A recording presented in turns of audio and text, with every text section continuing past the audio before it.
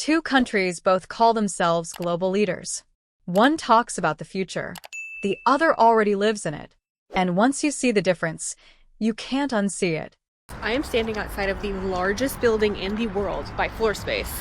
It is said to house an ice rink, a water park with a beach and a wave pool, malls, offices, pretty much anything you can imagine is inside this building.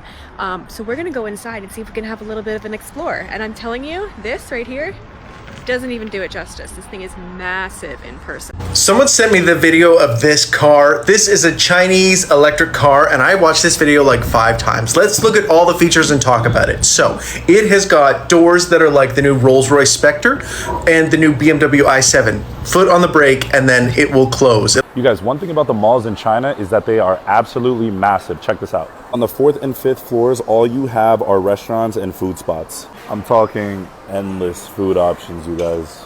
This is the top-down view. It's massive. Something to note is the escalators are reversed in China. Have you ever seen a highway built on the ocean? It might sound unbelievable, but it's real. And the craziest part, it was built using bamboo. Yes, a massive floating highway built on bamboo rafts, and a Chinese company helped make it happen. This ocean highway stretches over 6 miles, and to build it, they needed a staggering 10 million bamboo poles. To understand who is really ahead, you have to rewind the clock. China and the United States did not start the century in the same place, but what matters more is what they chose to do with time. China made a long-term decision. Infrastructure first, growth second, prestige last. Roads, ports, power grids, rail lines, housing, these were treated as national survival projects, not political talking points. Every 5-year plan stacked on top of the previous one, not tearing it down, but refining it. America, meanwhile, entered the same era confident it had already won. Infrastructure became optional. Maintenance was delayed. Projects were privatized, stalled, or canceled. I remember hearing an American traveler say, the most shocking part of visiting China wasn't Shanghai or Beijing, it was smaller cities. Cities no one in the US talks about had cleaner streets, faster trains, and newer airports than major American hubs. That moment changes how people see power. Advancement stops being a slogan and becomes a lived experience. China treated the future like a deadline. America treated it like a debate. Here's an amazing thing about China. Look, right, so this here is the metro system. That's the entrance to the metro. And if you look, there is an entrance here, but there's also an entrance all the way over there. And you can see these dots here are light for the shopping centre and the station. That's the whole way underneath this road. So they built the metro and a shopping centre and then a road. So everything works and it's high density and it runs the whole way down there, which makes total sense. Why can Ireland not do stuff like that? So the Chinese government put solar panels in the Gobi Desert in order to harness the power that the Gobi Desert has, because it has so much sun almost all day long, and it powers hundreds and thousands of homes, which is something that obviously the Chinese government really wants it to be the case, and once we have cheap power, that's awesome. But the unintended consequence of this is that what they need to do to keep these things out there, because there's so many dust storms, they need to go ahead and clean these panels with automatic washers about every single day, multiple times a day.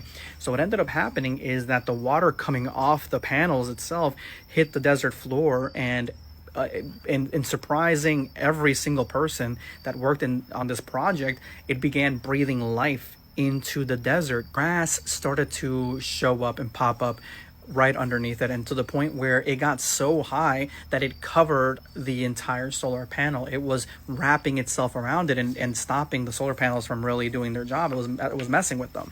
So what the Chinese government did was it brought in people to mow it down, but there were so many solar panels across miles and miles. It was not only expensive, but it wasn't worth it to do, because it would just come right back. So what they ended up doing is unleashing hundreds of thousands of goats in the area to live, and they had the grass that they needed right there, the shade from the solar panels, and the water coming off of them. And this exploded the goat population to be something that it is right now. Basically, unintended consequence, they brought life to the Gobi Desert and they brought back an ecosystem. Now ecologists from around the world are going to study this area and seeing if they can replicate the results in other places. China's infrastructure doesn't just look impressive, it changes how people live. High-speed rail compresses distance. A 4-hour drive becomes a 90-minute commute. Entire economic regions connect seamlessly. Logistics move faster, cheaper, and cleaner. Power outages are rare. Public transport is reliable. Cities are designed around movement, not congestion. In the US, infrastructure feels frozen in time. Bridges are rated structurally deficient. Trains crawl. Airports feel overwhelmed. It's not a lack of money, it's a lack of coordination and political will. China centralized planning and executed at scale. America decentralized responsibility and slowed itself down. The result is psychological as much as physical. In China, people expect systems to work. In America, people plan around failure. That expectation gap is the real shock Americans feel when they visit. It's not propaganda, it's contrast. I am standing outside of the largest building in the world by floor space. It is said to house an ice rink, a water park with a beach and a wave pool, malls, offices, pretty much anything you can imagine is inside this building. So we're gonna go inside and see if we can have a little bit of an explore. And I'm telling you, this right here doesn't even do it justice. This thing is massive in person. Okay, I walk in and immediately I'm blown away. Look, the ceiling just goes on and on forever. Look at this. Absurd. I'm no escalator expert, but this has certainly got to be one of the longest ones in the world. I'm actually getting freaked out watching the other escalator next to us and seeing the gap that's underneath it and the drop to the floor. Oh my god, I'm getting nauseous. I need to get off this thing now. Even the entrance to this movie theater is sick. Look at this. We're on the top floor of the building and the ceiling is still towering over. You can play virtual reality games. You can go down an offshoot and now you're in an entirely separate mall here. It doesn't even feel like we're in the same building anymore.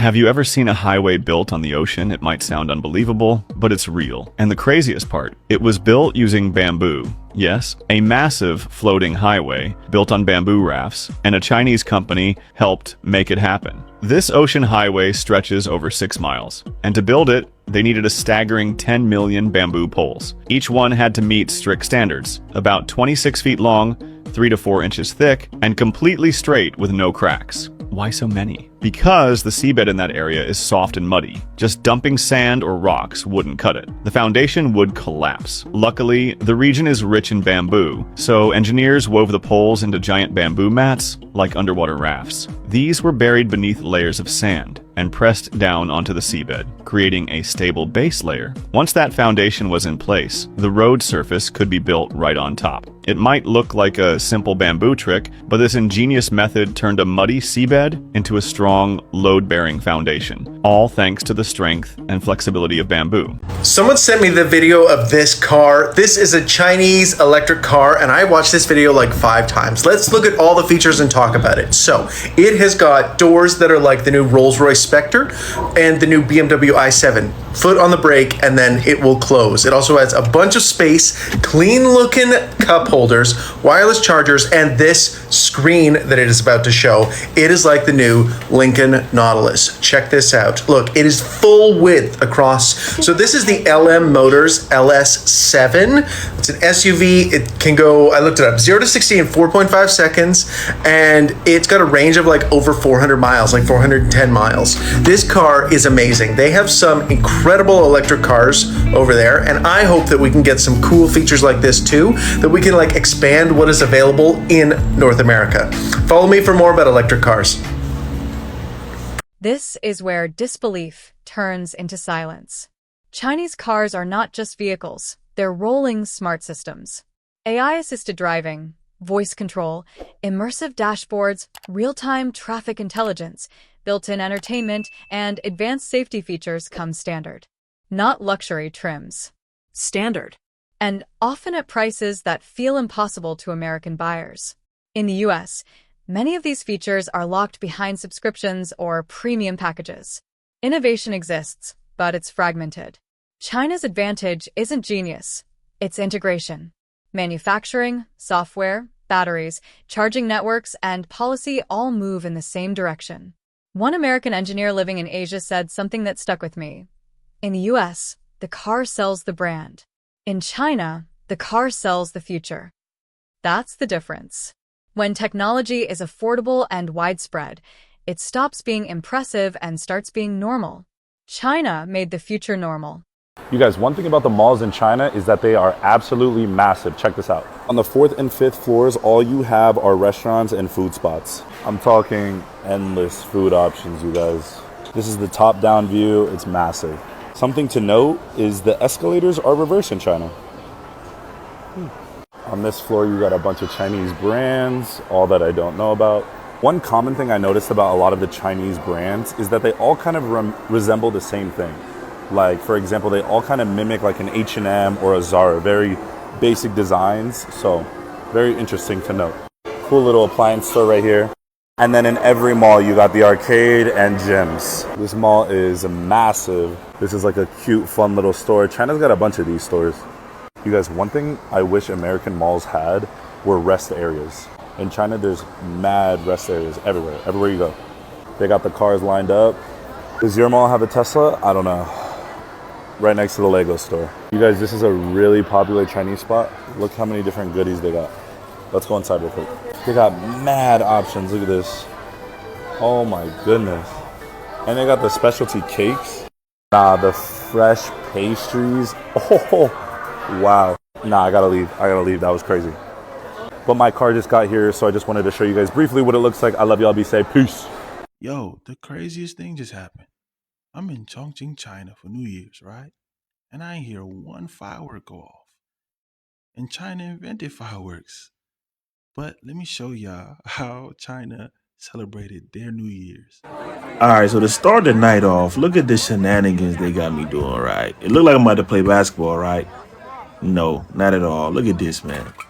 They got me playing some bowling ball, soccer thingy. I'm convinced dude just got a bunch of empty soda cans. It's like, all right, let me make up some game. There's a lot of people in town. Let me take people's money. And I was one of them. Because I ain't win one of these games. Walked out empty-handed. And not too far from that, it was a whole alleyway just completely dedicated to street food. I mean, all types of food. I got something slight. I didn't show it on camera. It was just too many people out. You know, I was overstimulated, but you can see tons and tons of people. Chongqing is the most populated city in China. And then add on top of that, people from all different provinces and cities around China coming in for Chinese New Year's. It was crazy. But the vibes were still great, even though it was quite crowded, you know. And this was about 30 minutes before midnight hit. Ran into some people, made some new friends, as y'all can see. Happy New Year! Happy New Year!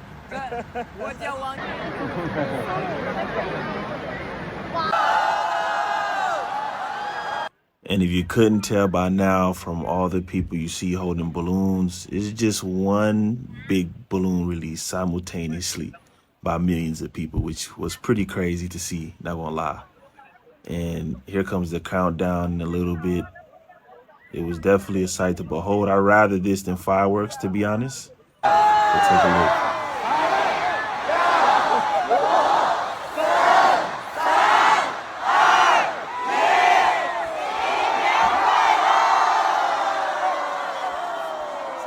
So yeah, man, it was cool. It was definitely cool for sure. Look at me just taking it in. I'm over here looking like somebody's uncle. Somebody pops the way I'm holding the camera. But yeah, man, definitely a great night. Good vibes.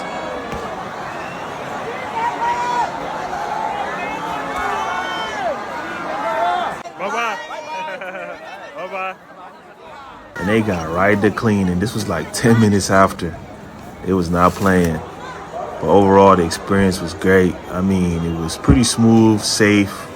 As you can see here, the security, they had, you know, thousands of security come out just to make sure everything was organized and safe. And this is one thing they do very well. So overall, wonderful experience. I'll definitely do it again.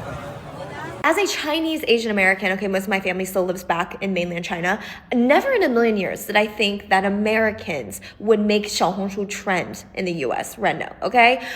Second thing being, everyone going to Reno and realizing, oh my gosh, the algorithm is fantastic. Wow, like I scrolled on this for 10 minutes and now I'm basically getting served all English content and all of this. I love the algorithm. This is fantastic. You guys have to remember that China is a country that heavily emphasizes education. Because it's so populated, one of the only ways to really raise your family's social mobility is by getting educated, by being smart and getting a well-paying job. That is like one of the only methods, which same thing goes when a country like the US, but really in China, education is heavily emphasized. I think it's hilarious that people in the US are starting to finally wake up and realize how behind we are. Because if you really look into China in terms of technology, Huawei phones, even their electric cars, even their apps, their algorithms, you will start to realize that they are far more advanced than our country in terms of all of that. Why? Because they're smart, because they're educated. Now, let me just say, America, we have some of the best universities in the world. We have some extremely, extremely smart people. But in terms of the volume of intelligent people, why do you think Elon and Vivek are fighting tooth and nail for the HB1 visas? Because they know that in order for our country to compete against other countries, we kind of need to brain drain the other countries. Just like how those countries have been brain draining us. Think about how many international students from China come to this country every single year, come get a great education, and then they bring it back to China. At the end of the day, this is all just absolutely hilarious to me, and all of my cousins in China are texting me about it because they just think it's so funny that China has been quote unquote cut off from the rest of the world. And now we're infiltrating into their social medias and showing them the rest of the world. And they're just laughing. They're like, wow, how the tables have turned. So who is the real world's most advanced country? The one with the loudest voice, or the one where systems quietly work? China focused inward, built relentlessly, and planned beyond election cycles. America looked outward, defended its image, and delayed uncomfortable reforms. If advancement is measured by how people move, live, and experience technology every single day, are we judging progress honestly or emotionally?